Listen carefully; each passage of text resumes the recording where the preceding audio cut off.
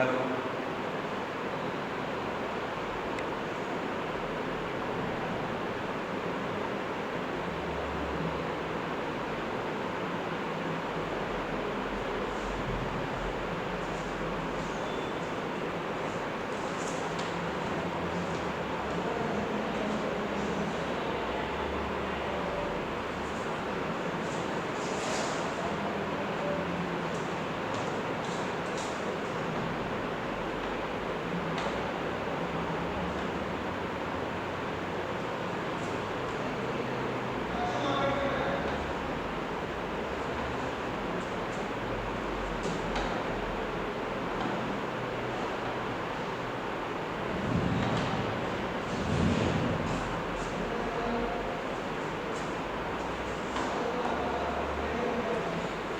आज से हम बात करने जा रहे हैं, आज से हमारा जो पहला लेक्चर है उसको हम आज से शुरुआत करने जा रहे हैं पहले लेक्चर का, उसके बारे में हम आज बात करेंगे। तो हमारा जो सब्जेक्ट होगा आज से स्टार्ट होगा लेक्चर नंबर 1। लेक्चर नंबर, ये पहला लेक्चर हमारा जो है, जो कि प्रस्तावना होगा कहीं ना कहीं, इंट्रोडक्शन।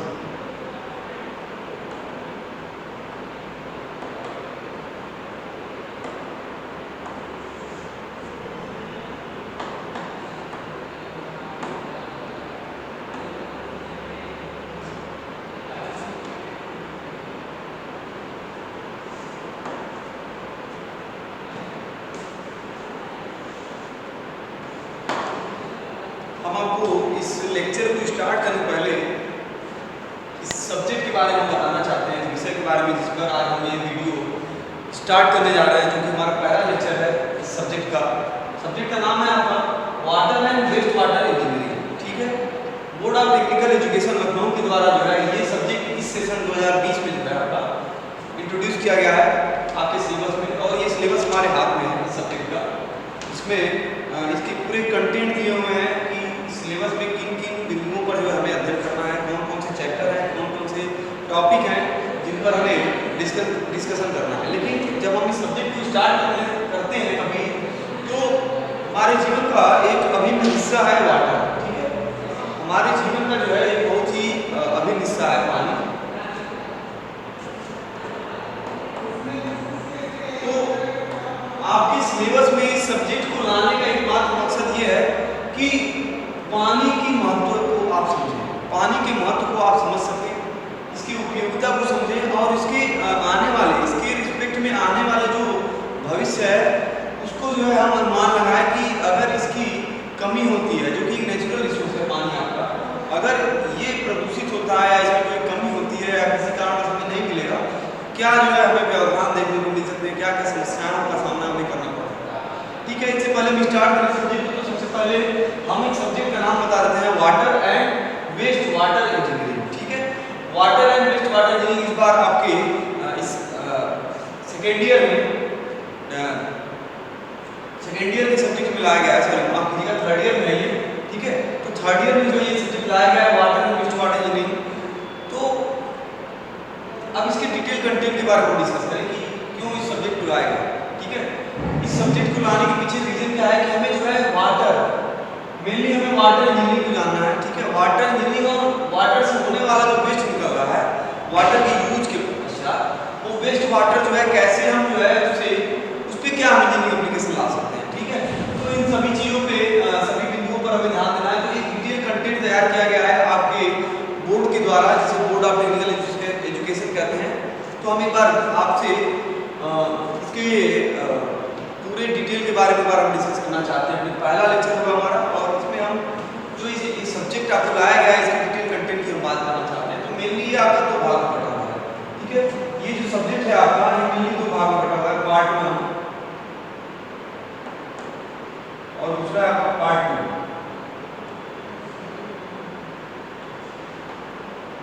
ठीक है, जो आपका पहला हिस्सा है सिलेबस का पहला हिस्सा आपको पूरा डिटेल दिया हुआ है water engineering, water engineering, water engineering. ठीक है, जल अभियांत्रिकी। ठीक है, यानी कि जल आपूर्ति के बारे में और जल की डिटेल के बारे में कि जल जो है कहाँ से मिलता है, क्या यूज होगा। ठीक है, इन सब के डिटेल के बारे में अध्ययन करेंगे। और जो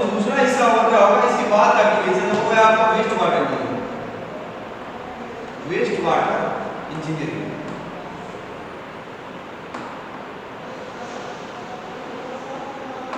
तो हम बात कर रहे हैं यहाँ पर दो हिस्सों की। जो आपका सिलेबस है वो मुख्यतः दो भागों में जो है मेनली डिवाइड किया गया है। पहला हिस्सा जो आपका है वाटर इंजीनियरिंग है, ठीक है, जल अभियांत्रिकी है। दूसरा हिस्सा क्या है, वेस्ट वाटर इंजीनियरिंग, ठीक है।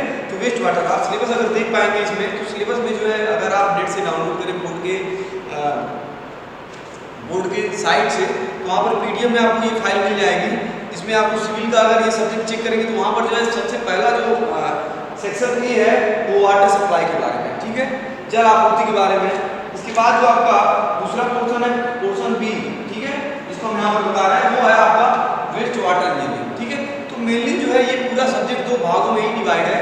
पहले हिस्से में हम पढ़ेंगे वाटर इंजीनियरिंग के बारे में, वाटर सप्लाई के बारे में, और दूसरा हिस्सा होगा वेस्ट वाटर इंजीनियरिंग। इन सब के बारे में जो हमें एक एक पॉइंट पे जो हमें डिस्कस करना है, एक एक बिंदु पे इसकी डिटेल हम बता देते हैं। सबसे पहला जो वाटर सप्लाई में जो इसका पोर्शन है उसमें आएगा आपका इंट्रोडक्शन, ठीक है।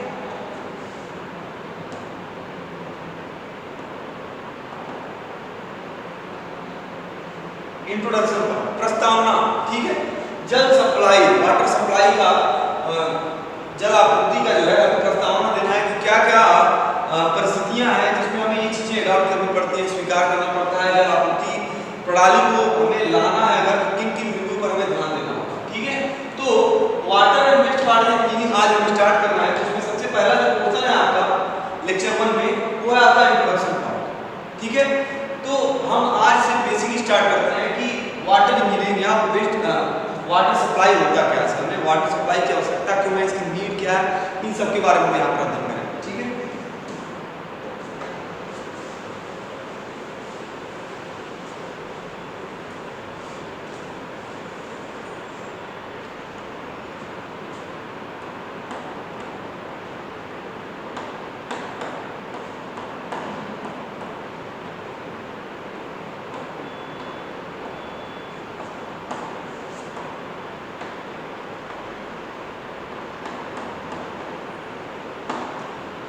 जल आपूर्ति है ना, जल की आपूर्ति। अब हम बात करें जल पर। सबसे पहला जो हमारा टॉपिक है जल या पानी या वाटर। इसका केमिकल फार्मूला होता है H2O, ठीक है, H2O, ठीक है। इसका केमिकल जो फार्मूला होगा आपका H2O। अब हम बात करें पानी के विषय में, तो जो पानी आपका होता है इसका केमिकल फार्मूला आपका दिया गया है यहाँ पर H2O, ठीक है। तो H2O जो आपका पोर्शन है हमारे जीवन का एक बहुत बड़ा अभिन्न अंग है ना। तो मेनली अगर हम अपने जीवन में बात करें, एक सामान्य आदमी की लाइफ में सबसे इंपॉर्टेंट दो चीजें हैं, सबसे बेसिक, जिसके आधार पर वो अपने जीवन को व्यतीत कर रहा है, जिसके बिना उसका जीवन क्या है, दूभर है, ठीक है, जी पाना बहुत ही मुश्किल होगा। अगर हम आदमी की बात करें तो दो महत्वपूर्ण अंग है, पहला है आपका हवा, दूसरा कौन सा है आपका, पानी,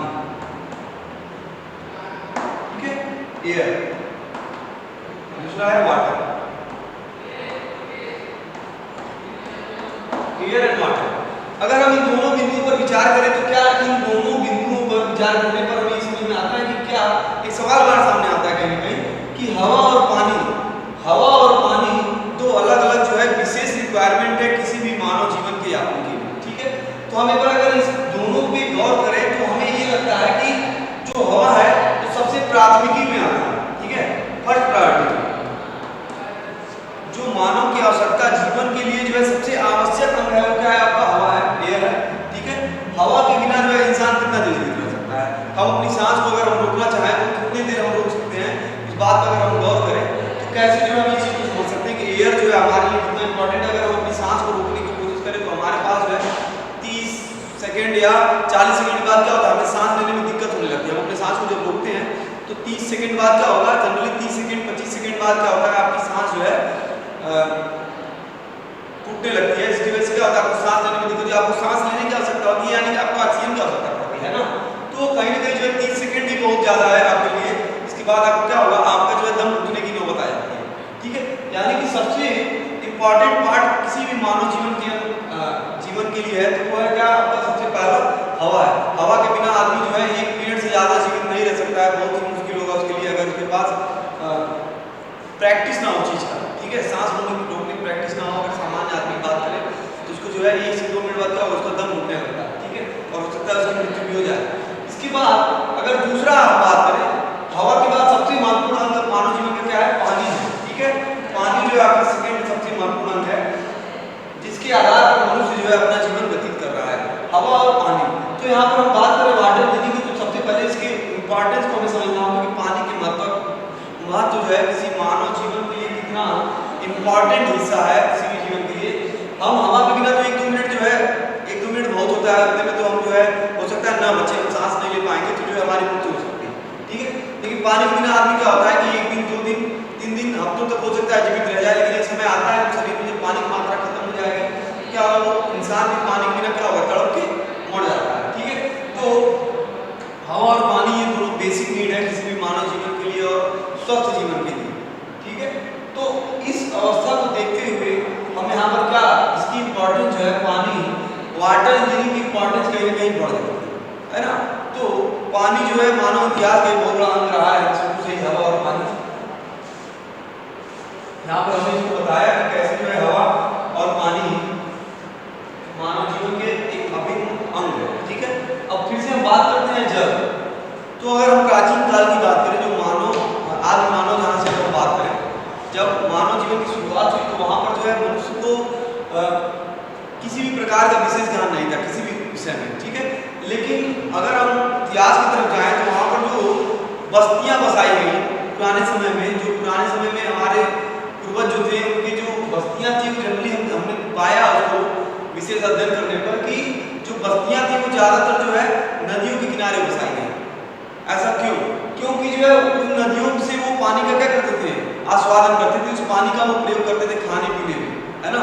तो जो जब भी उनको आवश्यकता पड़ती थी वो अपना जीवन यापन करने के लिए क्या करते थे, हमेशा जो है किसी जल के निकट जहाँ पर पानी की अधिकता हो, पानी को आसानी से प्राप्त हो जाए, ऐसे स्थानों पर जो है अपना जीवन यापन करने का प्रयास करते थे।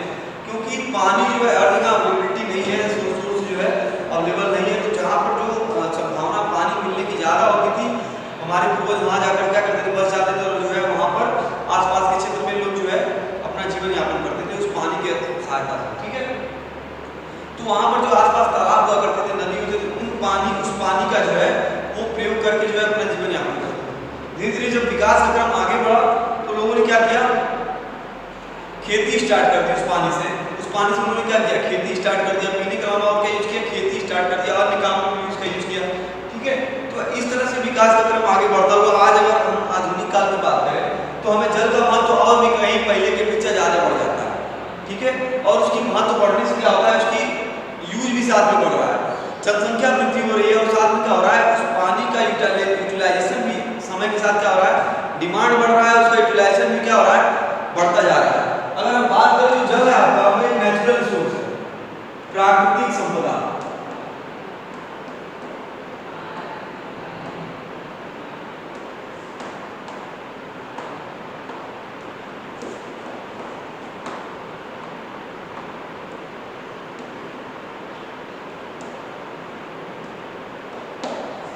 जल आपका क्या है, एक प्राकृतिक संपदा है, एक तरह से देखा जाए तो नेचुरल रिसोर्स है, ठीक है, जो प्रकृति में लगभग हर जगह अलग अलग रूप में जो है विराजमान है। अगर आप ध्रुवों की बात करें तो ध्रुवों पर क्या है, वो बर्फ के रूप में जमा हुआ है, ठीक है, वो भी पानी का एक रूप है। और अगर हम सामान्य अपने आसपास के क्षेत्रों में देखें तो कई तालाबों में, कई नदियों में जो है अलग अलग स्थानों पर जो है वो पानी जो है विराजमान है। और उसी पानी का जो है डायरेक्टली या इनडायरेक्टली लोग, जानवर या मनुष्य जो है उसका प्रयोग करता है पीने, खाने एवं घरेलू कार्यों में, ठीक है। तो अब हम बात करें अगर वाटर की, तो ये विकास का क्रम रहा है जो आधुनिक काल तक जो है इसका अभी भी उसी प्रकार से यूज हो रहा है। बस ये अंतर बस इतना है कि तब की अपेक्षा अब हमें क्या हो रहा है कि जो utilisation of water natural resource का जो दोहन हो रहा है, पानी का जो दोहन हो रहा है, वो मात्रा जो है पहले की अपेक्षा काफी अधिक हो गई है, ठीक है। अब हम फिर से बात करते हैं यहाँ पर कि अगर हमें जल आपूर्ति चाहिए, ठीक है, अगर आज की हम बात करें जो पर्टिकुलर किसी भी क्षेत्र का जो जनसंख्या है वो उस पानी की डिमांड पर ही डिपेंड करता है ना। हर एक जनसंख्या का जो है, हर एक व्यक्ति का एक पर्टिकुलर डिमांड होता है और उसी डिमांड के अकॉर्डिंग क्या होता है, वो अपने उस वाटर का जो है यूज करता है, ठीक है। तो जल आपूर्ति की प्रणाली बेसिकली हम जल आपूर्ति की बात करते हैं। जल की आपूर्ति हर एक मनुष्य के लिए बहुत ही आवश्यक है, और उस जल आपूर्ति के आधार पर ही मनुष्य क्या करता है, उसको पीने में, खाने में, नहाने में, बर्तन धोने में, हर एक कार्य में जो है जल का उपयोग वो करता रहता है। ठीक है, तो हमारा जो क्वेश्चन स्टार्ट हुआ, सबसे पहले वो होगा आपका जल आपूर्ति, है ना। तो जल आपूर्ति की बात करते हैं अगर हम, तो जो हमारा वाटर है पूरे अर्थ सरफेस पे, अगर हमें जल आपूर्ति की बात करनी है तो जो वाटर है हमें उसको समझना होगा कि पूरे पृथ्वी पर जो जल है वो कहाँ कहाँ किस रूप में विराजमान है ना, किस किस रूप में विद्यमान है। तो पूरे अर्थ सरफेस पे जो सबसे अधिक मात्रा में पानी उपलब्ध है वो सोर्स है आपका क्या, समुद्र में, सी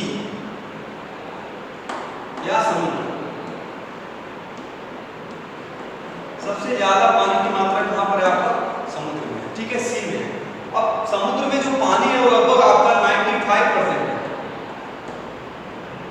लगभग 95% जो है समुद्र में पानी उपलब्ध है। लेकिन एक समस्या यहाँ पर हमारे सामने ये आती है, जो समुद्र का पानी है उसमें क्या घुले होते हैं, वो साल्ट घुले होते हैं। ठीक है, वो पानी जो है खारा होता है, और उस पानी का प्रयोग हम कभी भी डायरेक्टली पीने के लिए नहीं कर सकते, है ना। तो वो जो पानी होगा समुद्र का, वो 95% इतनी प्रचुर मात्रा में उपलब्ध होने के बाद भी वो पानी जो है हम उसका यूज जो है डायरेक्टली कभी कर ही नहीं सकते हैं, क्योंकि जो है उसमें क्या घुला होता है, उसमें नमक घुला होता है। ठीक है, इसके अलावा बाकी जो 5% आपका हिस्सा है वो इस पृथ्वी के अलग अलग भागों में, अलग अलग सरफेस पर और अलग अलग रूप में विद्यमान है। ठीक है, अगर हम बात करें ध्रुवों पर ये बर्फ के रूप में,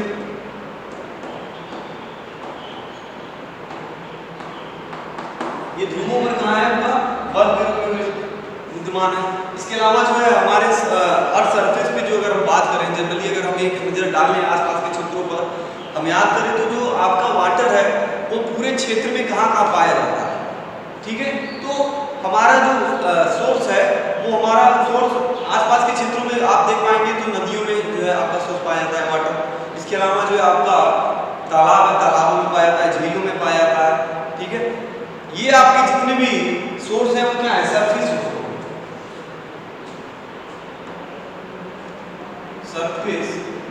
सोर्स ऑफ वाटर।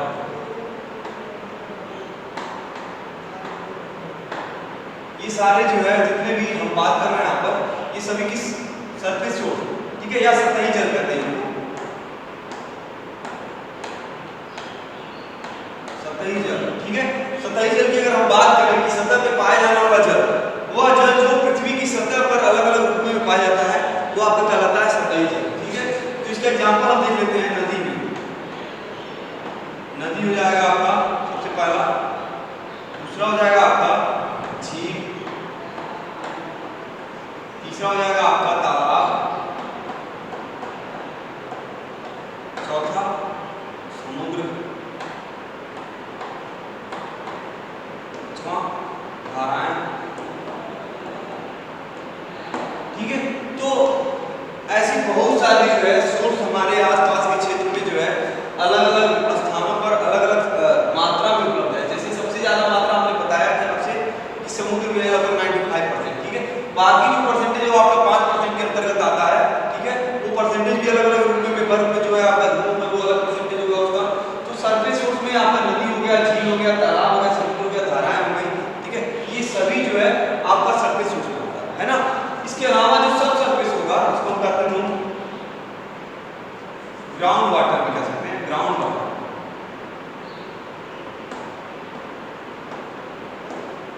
भूमिगत जल से,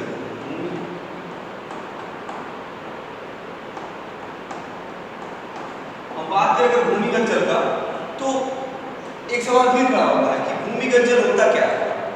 तो हम बात करें अगर भूमिगत जल का, सरफेस सोर्स हमें समझ में आ गया कि क्या होता है। ठीक है, भूमिगत जल को स्टार्ट करने के पहले बार इसमें जो भी पॉइंट आपको लगता है आज नोट करना है, आप उसको नोट कर ले। फिर हम बात करते हैं भूमिगत जल क्या होता है और ये कहाँ से जो है आता है हमारे सामने, जो है इसका अस्तित्व कहाँ से आया, भूमिगत जल का अस्तित्व कहाँ से हमारे सामने आया है। ठीक है, हम इसकी चर्चा क्यों कर रहे हैं, ये बहुत ही महत्वपूर्ण है किसी भी मानव जीवन के लिए।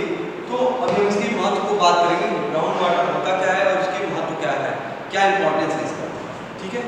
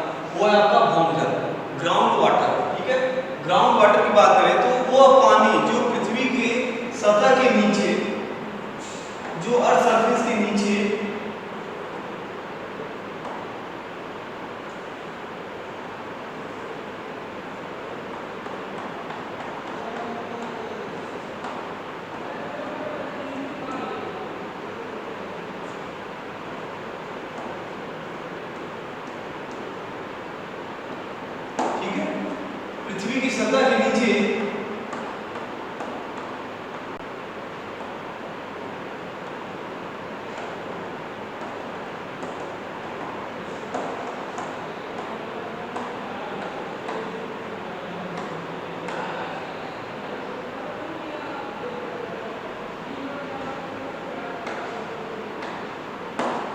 तो हम बात कर रहे हैं यहाँ पर ग्राउंड वाटर का। तो जो ग्राउंड वाटर होता है वो हमेशा जमीन के नीचे वाटर टेबल के, जो वाटर टेबल होता है उसके नीचे जो है पाया जाता है। ठीक है, तो ये वाटर टेबल जो है आपका, यहाँ पर ये जो लाइन यहाँ पर प्रदर्शित कर रही है जमीन के नीचे, तो क्या है आपका वाटर टेबल है। ठीक है, जिसको जल तल कहते हैं। इस जल तल के नीचे क्या होता है आपका ग्राउंड वाटर पाया जाता है मेनली जो है आपका। तो ये ग्राउंड वाटर आता कहाँ से, इसके बारे में हम बात करेंगे। तो जो रेनफॉल होता है, जो बरसात के समय में जब भी बारिश होती है तो वो पानी क्या होता है आसमान से जो है जमीन पर, हमारी पृथ्वी की सतह पर जो है अलग अलग स्थानों पर जो है गिरती है अलग अलग मात्रा में। ठीक है, तो जिस स्थान पर प्रॉपर वाटर जो है जमीन पर जब वो सरफेस पे आता है, अर्थ सरफेस पे, तो पानी क्या होता है, पहले तो सतह क्या करेगा, इसको एब्जॉर्ब करता है। अगर वो सतह सूखी हुई है तो वो सतह क्या करेगा, उस पानी को जो है धीरे धीरे सूखना स्टार्ट करता है, एब्जॉर्ब करना शुरू कर देता है। ठीक है, अवशोषित करता है। जब उसके अवशोषण की प्रक्रिया कंप्लीट हो जाती है, वो स्ट्रेटा जो है आपका सैचुरेट हो जाता है, पानी से एकदम जो है संतृप्त हो जाता है। फिर क्या होता है, वो पानी धीरे धीरे क्या होता है अंतःस्रवण की क्रिया के द्वारा,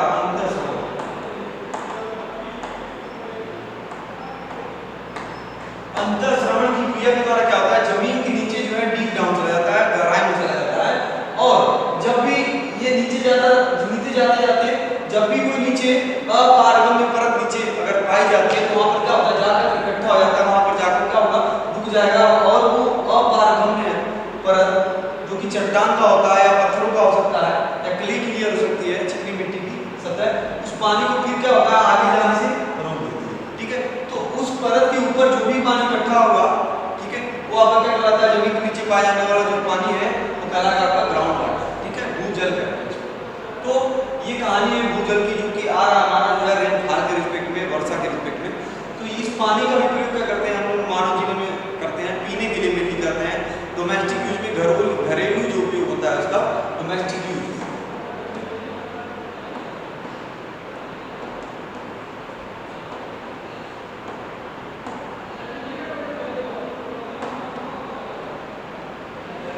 ठीक है, तो जहां पर ये ग्राउंड वाटर पाया जाएगा, ठीक है, तो उस जगह पर क्या होगा, जहाँ बारिश की मात्रा ज्यादा होगी तो वहां पर ग्राउंड वाटर क्या होगा, अधिक मात्रा में पाया जाता है। ठीक है, और जहाँ पर बारिश कम होगी, जैसे कि आपका राजस्थान जैसा इलाका है, तो वहाँ पर जो है क्षेत्रों में क्या होता है, वाटर लेवल बहुत ही नीचे होता है। तो इस वजह से क्या होता है, वहाँ ग्राउंड वाटर नहीं पाया जाता है। लोग सरफेस के आधार पर ही जो है अपना जीवन यापन करते हैं, या कुओं के आधार पर जो है बहुत ही गहराई पे, जो जहाँ पर कुएं पाए जाते हैं, अधिक गहराई वाले कुएं, डीप वेल जिसे कहते हैं, वहाँ से वो अपने पानी को प्राप्त करते हैं। वो भी किसी पर्टिकुलर स्थान पर, किसी सुदूर स्थित स्थान पर जो है होते हैं, जिसको जो है आदमी का स्थान से दूसरे स्थान पर जो है लंबी दूरी तय करके जाकर फिर जो है अलग अलग बर्तनों में लेके आता है। ठीक है, फिर उसका यूज करता है। तो ये कहानी है जो आपकी भौम जल। ठीक है, जिसका जो ये भी कहीं ना कहीं जो है मानव जीवन का एक महत्वपूर्ण अंग है, जिसका प्रयोग हम सामान्यतः अपने मानव जीवन में, मानव अपने जीवन में करता है, पीने, खाने, नहाने, हर एक प्रयोग में जो है ग्राउंड वाटर का प्रयोग करता है। और इन्हीं दोनों सोर्सों का मेनली जो है यूज करते हैं वाटर सप्लाई में। अब हम अपने असल पॉइंट पे आते हैं, जल